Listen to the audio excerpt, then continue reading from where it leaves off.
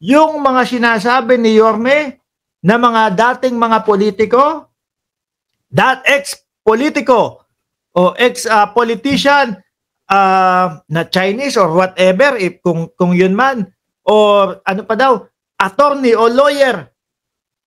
Yun yung mga binanggit ni ni Yorme na posible daw nagpopondo Ngayon, may nakita akong balita mga bossing. Ito. No? Nakita ko to, balita ng politiko.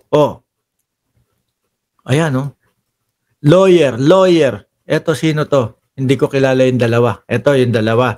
No, isang gasol, isang grabe kayo. Mapang kayo. Politico.com.ph September 22, 2025. Pakana ng DDS with question mark naman daw. No, nagtatanong. Pakana ng DDS with question mark. Duterte allies, Vic Rodriguez, Topacio, Bernie Ang.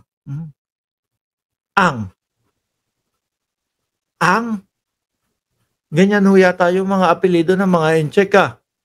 And ex-Marcos man, Harry Angpin. Naku, Angpin. Mala-inchik din ang datingan nun. Glenn Chong daw, sabi ni Sir Eseng Mariano at si Sir Miko Boys. Natuwa sa atin, nagpadala ng super sticker. Salamat po. Sabi ni Milo Mil, sino yung rapper? Chupaplay daw ho ang pangalan.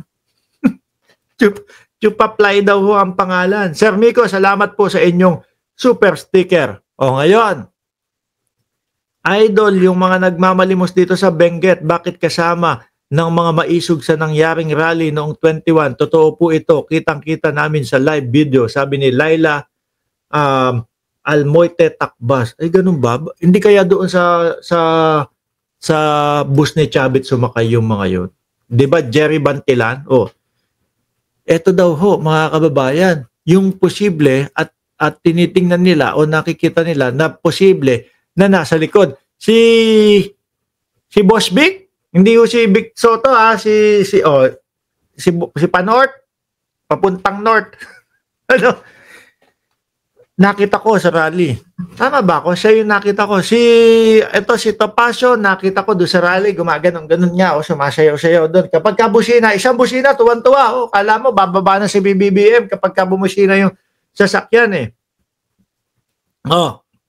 Three stalwart of the Duterte-led PDP laban and a former Manila lawmaker. Tag in a sexual si Harry Angpin. Hindi, naging balita ho kasi yan, mga bossing. Siguro, last year yata yun no? Yung kay Harry Angpin. Yung pumunta sila sa ibang bansa. Something like that. Sexual harassment scandal reportedly masterminded the anti-corruption rally in Manila on Sunday, September 21. Politico has learned. An Scooper said authorities are investigating the possible involvement of the lawyer Ferdinand Topacio na nandoon nga ho, Executive Secretary Vic Rodriguez, former Manila City Administrator Bernie Ang at ex-Manila Congressman Harry Angpin in the riot along Menjola which left 129 police officer and 76 civilians injured. Mga bossing. Attorney Busina Topacio. Ngayon mga kababayan, okay lang namang mag-organisa ng mga ganito. Walang problema. Binibigyan niya po ng mga permit yan. Sabi nga ho ni Yorme, gusto nilang pumasok sa Maynila. Nakapasok sila. Gusto nilang mag-ebas-ebas, magsabi-sabi kung ano yung hinaing nila. Nakapagsabi sila. Pero lumabag pa din. Lumabis pa din. Nanakit ng riot, nanira. Ng mga kagamitan. Nanakit ng kapwa Pilipino. Binanatan yung mga kapulisan ni Yorme. Wak-wak yun dito. Kaya nagagalit si Yorme. Kaya gusto ni Yorme kalungkatin ko sino yung mga nandun. Okay lang mag-rally, welga. Karapatan ho yan Lalo na pag may permit kayo, pwede. Pero yung gulo, dahils na pwede yun. Yung kapulisan na nagpapanatili lang po, ng kapayapaan, kaayusan, katahimikan doon sa lugar. Yun yung bebenggahin nila. Yun yung babatuhin. No? Kaya nga sabi ko, di ba, doon sa vlog natin, nananawagan tayo kay Pangulong Bongbong Marcos. Sir, sa susunod doon na may mga ganito, wag naman po sana na maximum tolerance. Kasi kawawa yung pulis natin, nakashield lang hong ganon. Binabato na ho ng malalaking bato, sinatadya ka, sinisipa, sinasakta, bubugbugin na sila. Wala, hindi makapalag. Bakit to? Maximum tolerance eh. Sir, hayaan ho siguro natin na ipagtanggol nila yung sarili nila. Ano po? Yung the moment na pag binato sila o babatoy na sila ng bato, tinamaan dito, pumutok ulo, or posible na ikamatay nila yung pagtama ng napakalaking bato dito, buhay na po ang kapalit doon, sir. No?